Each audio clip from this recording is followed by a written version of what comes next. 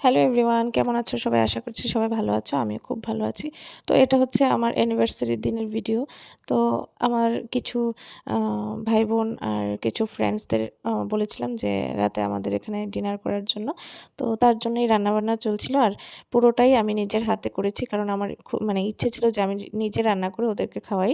তো সেটাই হলো আমার মানে মনের ইচ্ছে মতো।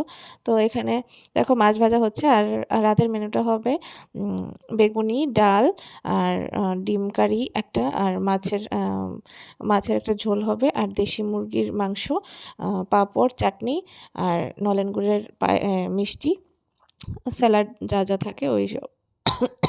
ওইসব।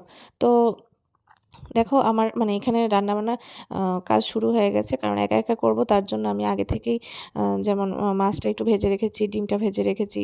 আর এখানে আমার জা আমাকে হেল্প করে দিচ্ছে। তো জা বেশি একটা হেল্প করতে পারেনি কারণ আমার বেবিকেও তো দেখতে হয়। তো বাড়িতে তো আর কেউ নেই ওকে দেখার মতো। তো আমার জা আমার বেবিকে দেখেছে আর এদিকে আমি রান্নাটা করেছি। আর এখানে দেখো মাংসটা হচ্ছে।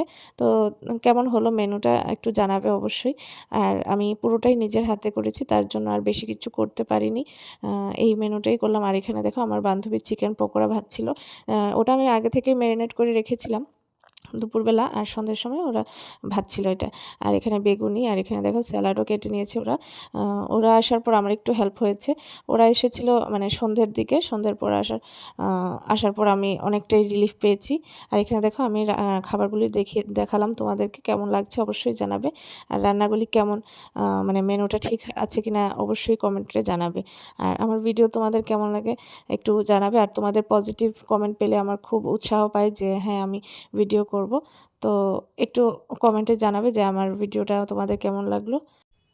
তো অবশ্যই আমাকে কমেন্টে জানাবে যে আমার ভিডিওতে কি, কি সমস্যা আছে, কি ইমপ্রুভ করতে হবে তোমাদের এই কমেন্ট পেলে আমি খুবই খুশি হব। তো এখানে দেখো সবাই খেতে বসে গেছে। Thank you.